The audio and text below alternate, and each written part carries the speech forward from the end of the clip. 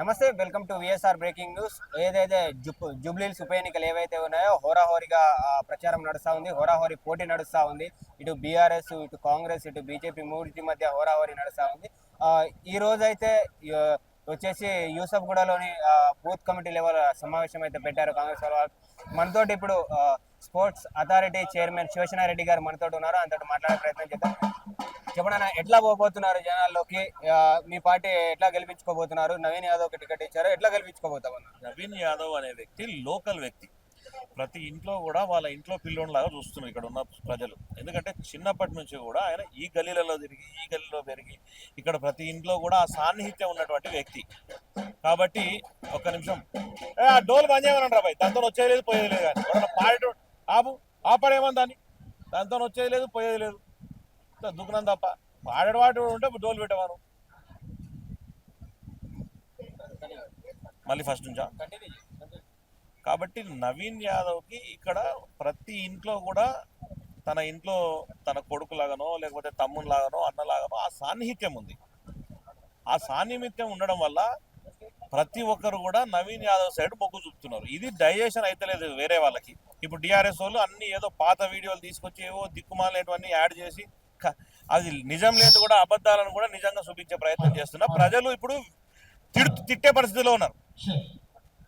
ఎందుకంటే మా ఇంట్లో పిల్లగాడు మా ఏం చేస్తున్నాడో మాకు తెలియదు అనే పరిస్థితిలో ఉన్నారు. కాబట్టి ముఖ్యమంత్రి రేవంత్ రెడ్డి గారు కూడా అన్ని విధాలుగా చూసే ఈరోజు ముఖ్యమంత్రి రేవంత్ రెడ్డి గారు ఈ 18 నెలల్లో చేసినటువంటి ప్రతి ఒక్క ఈ ఫలితాలు ఏవైతే ఉన్నాయో, ప్రజలకు తీసుకుపోయినటువంటి సన్న బియ్యం కానివ్వండి, లేకపోతే ఫ్రీ బస్సు కానివ్వండి, లేకపోతే మేము చేసినటువంటి ఇంప్లిమెంటేషన్ పథకాలు ఏమన్నా ఆ పథకాలను చూసి దాదాపు ఒక్క సంవత్సరంలో 60,000 ఉద్యోగాలు ఇవ్వగలిగినాక, ప్రభుత్వ ఉద్యోగాలు, ఇటువంటి ఎన్నో పథకాలు చేయగలిగినాం. కాబట్టి ఈరోజు ప్రజలు రేవంత్ అన్న సైడ్ చూస్తున్నారు. కాబట్టి నవీన్ యాదవ్ గెలిపిస్తారు. ఏదైతే మీరు ఇచ్చిన 6 హామీలు ఉన్నాయో, అలాగే 6 గ్యారెంటీలు ఉన్నాయో, 420 హామీలు ఉన్నాయో, అందులో ఇప్పటివరకు ఒక్కటి నెరవేర్చలేదు. ఏదో తూతూ మంత్రంగా పైన చేస్తున్నారే తప్ప, జనాలను మభ్యపెట్టడానికే చేస్తున్నారే తప్ప ఇది వాళ్ళు పూర్తి ఇంప్లిమెంట్ చేయట్లేదు. వాళ్ళ అధికారంలోకి రావడానికి మాత్రమే చేసుకున్నదని నిన్న కేటీఆర్ ప్రస్తావించారు. మేము చెప్పిన ప్రతి ఇంప్లిమెంటేషన్లో 50% ఇంప్లిమెంటేషన్లు కంప్లీట్ అయినాయి. మాకు ఇంకా 3.5 సంవత్సరాలు ప్రజలు అధికారం ఇచ్చిండ్రు. మాకు సంవత్సరంన్నర కాదు అధికారం ఇచ్చింది, 5 సంవత్సరాలకి. 5 సంవత్సరాల కాల పరిమితిలో మేము అన్ని పథకాలను కంప్లీట్ చేస్తాం. అది కదా మా బాధ్యత. మీరు 10 ఏళ్ళు చూసుకొచ్చి మరి మీరేం చేసిండ్రు? ఈరోజు ఏదో బాకీ కార్డులు అనుకుని పట్టుకొని తిరుగుతున్నారు. సిగ్గుండాలి ఆ మాట చెప్పనీకే. బాకీ మీరున్నారు తెలంగాణ ప్రజలకి. మీ నాయన చెప్పిండు ముఖ్యమంత్రి దళితులను చేస్తాడు, ఇచ్చిండ్రా? 10 ఏళ్ళు సీట్ మీద మీరే కూర్చుంటారు కదా, ఎల్లమ దూరంలో కూర్చుంటారు కదా 10 ఏళ్ళు. మరి దళితులకు 3 ఎకరాలు ఇస్తున్నారు, నిరుద్యోగ భృతి ఇస్తున్నారు, ఇట్లా చెప్తే చాంతడంత లిస్ట్ వెళ్తుంది మీది. మీరు చెప్పిన పథకాలలో సగం కాదు కదా, 20% కూడా మీరు ఇంప్లిమెంటేషన్ చేసినా బతకలేదు. మీరు బాకీ కార్డుల గురించి మీరు మాట్లాడతారా? ఇంటికో ఉద్యోగం ఇస్తాను ఏడిచ్చినావు, ఊరికో ఉద్యోగం కూడా ఇచ్చిన బతకలేదు మీది. ఇక వీళ్ళు మాట్లాడడానికి వాళ్ళకి అర్హత కూడా లేదు. మాకు ఇంకా 3.5 సంవత్సరాల సమయం ఉంది. ఇప్పటికీ 50% పనులు మేము కంప్లీట్ చేసినాం. తర్వాత మిగిలినది కంప్లీట్ చేయబోతున్నాం. మేము మా పథకాలు తీసుకొచ్చి ముందు డిబేట్కి రమ్మని చెప్పండి, మేము సిద్ధంగా ఉన్నాం దానికి. ఏదైతే ప్రభుత్వం ఏర్పడి 2 సంవత్సరాలు అవుతుంది, 2 సంవత్సరాల నుంచి జూబ్లీహిల్స్ నియోజకవర్గం చుట్టూ చూడని కాంగ్రెస్ వాళ్ళు ఈ రోజు ఎలక్షన్ అనగానే వచ్చి తూతూ మంత్రంగా మొత్తం ఎవరైతే కాంగ్రెస్ నాయకులు ఉన్నారో అందరు జూబ్లీహిల్స్ చుట్టే తిరుగుతున్నారు. ఇప్పటివరకు 2 సంవత్సరాల్లో ఎలాంటి అభివృద్ధి నోచుకొని జూబ్లీహిల్స్ ఈ రోజు తిరుగుతున్నారు అంటే ఓన్లీ ఎలక్షన్ కోసమే వచ్చి తిరుగుతున్నారు కాంగ్రెస్ నాయకులు అని చెప్తా ఉన్నారు. జూబ్లీహిల్స్ విషయంలో గతంలో ఎప్పుడు కూడా జూబ్లీహిల్స్ లో ఇన్ని సమస్యలు ఉన్నాయని ప్రజలు మా దగ్గరకు వచ్చి చెప్పలే. ఇప్పుడు మేము జూబ్లీహిల్స్ ఎలక్షన్లో తిరుగుతుంటే ప్రజలు మాకు ఈ సమస్య ఉంది, ఈ సమస్య, ఇన్ని సమస్యలు జూబ్లీహిల్స్ ఉన్నాయన్న విషయం చాలా మందికి తెలియదు. ఈ రోజు మాకు తెలిసిన వెంటనే ఈ విషయాలను మా మంత్రి పొన్నం ప్రభాకర్ కానీ, వివేక్ గారు కానీ, లేకపోతే తుమ్మల నాగేశ్వరరావు గారి దృష్టికి తీసుకువెళ్ళినాం. ఎక్కడోళ్ళు అక్కడ ఇన్ని సమస్యలు ఉన్నాయని వాళ్ళు కూడా ఆశ్చర్యానికి గురి చెంది వెంటనే ముఖ్యమంత్రి దృష్టికి తీసుకుపోతే ముఖ్యమంత్రి గారు వెంటనే దీనికి ఇమీడియట్గా జూబ్లీహిల్స్ను మళ్ళీ ఒకప్పుడు ఏ విధంగా ఉండేనో ఆ విధంగా తయారు చేయాల్సిన బాధ్యత మన మీద ఉంది అని ఒక చిత్తశుద్ధితో దాదాపు 120 కోట్ల రూపాయలు ఇమీడియట్గా శాంక్షన్ చేసి ఈ ఎలక్షన్ కోసం. అంటే మేము ఒకటే ఆలోచన చేయండి, ఎలక్షన్ ముందు ఎమ్మెల్యే ఎవరైతే ఉన్నారో ఆయన దురదృష్టవశాత్తు చనిపోయిన తర్వాత ఈ బై ఎలక్షన్ వచ్చింది. ప్రజలు మా దగ్గరికి వచ్చిన వెంటనే రెస్పాండ్ అయ్యే బాధ్యత ముఖ్యమంత్రి రేవంత్ రెడ్డి గారు, మా మంత్రులది, కాంగ్రెస్ ప్రభుత్వాన్ని. ఏదైతే నిన్న కేటీఆర్ ప్రస్తావిస్తూ ఏదైనా ప్రశ్నిస్తే ఇది ఎందుకు ఇవ్వలేదని ప్రశ్నిస్తే గుడ్లు పీకి గోళీలాడుతా, పేగులు తీసి మెడలో వేసుకుంటా, ఆయన ఏమైనా పోటీ కొట్టేటోడా అన్నట్టుగా ప్రస్తావించడం జరిగింది మన రేవంత్ రెడ్డి గారి మీద. ఎట్లా చూస్తారు? కేటీఆర్కి మతి స్థిమితం కోల్పోయిండు మొదట, కాబట్టి కేటీఆర్ గురించి ఎవరు పట్టించుకునే పరిస్థితి లేదు. కేటీఆర్కి ఒకళ్ళి భయం పట్టుకున్నది, ఒకళ్ళి చెల్లి కిందికెళ్ళి కూస్తుంది, బావ పక్కకెళ్ళి ఏడ పార్టీ మారి ఏడన్నా నాకింత దుకాణం పెడతాడు అని వాళ్ళ ఆయనేమో ఇంట్లో కూర్చున్నాడు. ప్రజలు ఎవరు వెనక తిరుగుతలేరు. కేటీఆర్కి ఏం చేయాలని అర్థం కాక ఎప్పుడు నేను ఫీల్డ్ మీద ఉండాలి, రేవంత్ రెడ్డి గారిని తిడితేనే నేను ఫీల్డ్ మీద ఉండాలి మైండ్తోనే ఈరోజు కేటీఆర్ భావిస్తున్నాడు. అటువంటి కేటీఆర్ గురించి మేమేం మాట్లాడదాం? ఆయన కరెక్ట్గా తెలిసింటే వాళ్ళ అధికారంలో 10 ఏళ్ళు ఉన్నారు. ఎందుకు జూబ్లీహిల్స్లో ఎన్ని సమస్యలు ఉన్నాయి? ఎందుకు మళ్ళీ జూబ్లీహిల్స్ గురించి పట్టించుకోలే? ఎందుకు జూబ్లీహిల్స్ వాటర్ సమస్య తీయలే 10 సంవత్సరాల నుంచి?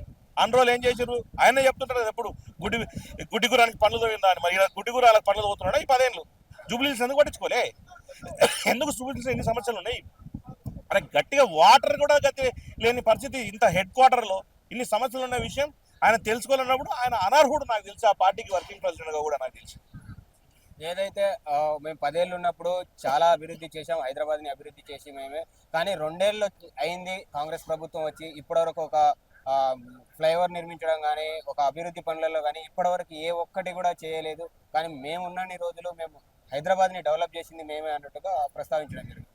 హైదరాబాద్ను ఆయన డెవలప్ చేసింది ఎప్పటి నుంచి స్టార్ట్ చేసిండు? 2014 ఆయన గవర్నమెంట్ వాళ్ళది వస్తే 2017, 2018 నుంచి రెండోసారి గెలిచిన తర్వాత వాళ్ళ అభివృద్ధి పనులు స్టార్ట్ చేసినారు. ఈ రోజు ఏవేవైతే పెండింగ్ లో ఉన్నాయో ఫ్లైఓవర్స్, అంటే మరి ఇక్కడ ఉన్న ఫ్లైఓవర్లు అందరూ ఎవరు చేసిండ్రు? ఇప్పుడు పురాణా పూల్ కాడ ఉంది కానీ, లేకపోతే ఈ గచ్చిబౌలి ఫ్లైఓవర్లు కానీ, ఈ రోజు మేము పెండింగ్ లో ఉండేటివన్నీ కంప్లీట్ చేసింది కాంగ్రెస్ ప్రభుత్వం కదా. ఈ రోజు ఎక్కడెక్కడ అవసరాలు ఉన్నాయో వాటన్నింటినీ కంప్లీట్ చేసినాం, కొత్తవి మొదలు పెట్టినాం.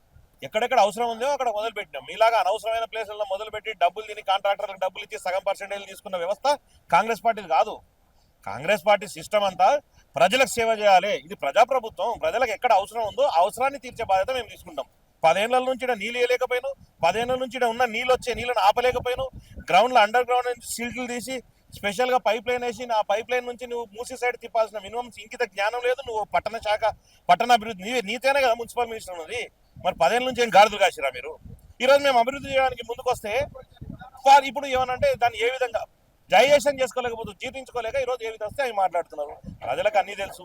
ఈ రోజు ఇదే జూబ్లీహిల్స్లో మేము ఇచ్చిన హామీలు నెరవేర్చకపోతే 3 ఏళ్ల తర్వాత మళ్ళీ మా ఎలక్షన్ వస్తుంది కదా.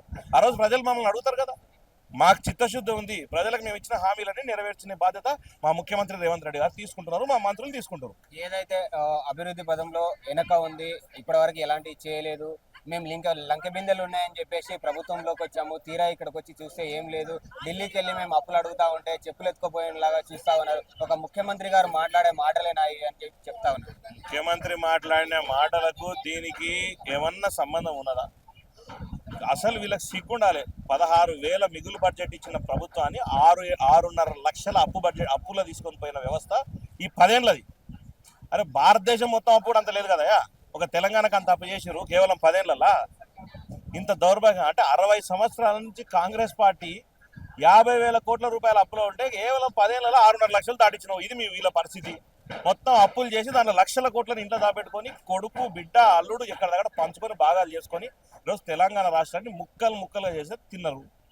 ఈరోజు వాళ్ళకి ఇప్పుడు పవర్ లేకపోయేసరికి అర్థమవుతలేదు, ఇంకా జీవితంలో పవర్లోకి వచ్చే పరిస్థితి లేదు వాళ్ళకి. కాబట్టి వాళ్ళకి ఏం చెప్పాలో తెలుస్తలేదు. రాసి పెట్టుకొని 10 సంవత్సరాలు కాంగ్రెస్ పార్టీ అధికారంలో ఉంటుంది.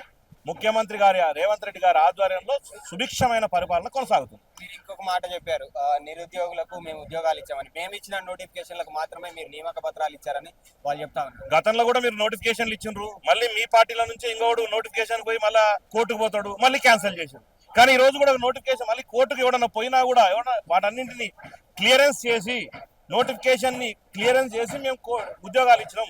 గతంలో మీరు నోటిఫికేషన్లు ఇచ్చి మరి ఎందుకు ఇవ్వలేకపోయారు ఉద్యోగాలు? ఎన్నిసార్లు మీరు నోటిఫికేషన్ ఇచ్చి క్యాన్సిల్ చేసుకున్నారు? మరి ఆ విషయం ప్రజలకు తెలియదా? మరి సిగ్గుండాలి కదా. ఎన్నిసార్లు డిఎస్సి, అసలు నువ్వు 10 ఏళ్లలో ఎప్పుడన్నా నువ్వు గ్రూప్ 1 పెట్టినావా, డిఎస్సి పెట్టినావా? ఈరోజు కాంగ్రెస్ ప్రభుత్వం వచ్చిన 2 సంవత్సరాలు ఎందుకు వచ్చింది? కాంగ్రెస్ పార్టీకి చిత్తశుద్ధి ఉంది కాబట్టి, కాంగ్రెస్ పార్టీకి ప్రజలకు సేవ చేయాలన్న ఆలోచన ఉంది కాబట్టి, రేవంత్ రెడ్డి గారికి ఈ ప్రజాప్రభుత్వం సంక్షేమంగా ప్రజల కోసం ఉందని చెప్పే ఉద్దేశంతోనే మేము ఇచ్చిన మాట ఉద్యోగాలు ఇచ్చి తీరుతున్నాం. చివరిగా ఏదైతే జూబ్లీహిల్స్ ఉప ఎన్నికలు ఉన్నాయో దీని గెలుపు కోసం కాంగ్రెస్ పార్టీ నేతలది ఎలా ఉండబోతుంది? వాళ్ళ పాత్ర, కాంగ్రెస్ పార్టీ నేతల పాత్ర ఎలా ఉండబోతుంది ఈ గెలుపు జూబ్లీహిల్స్? ప్రతి ఒక్క కాంగ్రెస్ కార్యకర్త కష్టపడుతున్నారు. నవీన్ యాదవ్ లాంటి వ్యక్తికి ఈరోజు టికెట్ ఇవ్వడం వల్ల చాలా మంది ఆనందం వ్యక్తం చేస్తున్నారు. ఖచ్చితంగా నవీన్ యాదవ్ గారిని పెద్ద ఎత్తున గెలిపించాలన్న ఉత్సాహంతోన గత 15 సంవత్సరాలుగా ఇక్కడ కాంగ్రెస్ పార్టీ లేదు కాబట్టి ఖచ్చితంగా నవీన్ యాదవ్ను గెలిపించుకోవాలన్న ఉత్సాహంతో కాంగ్రెస్ కార్యకర్తలు ఉవ్విరాడుతున్నారు. Subscribe us and press the bell icon for more interesting updates.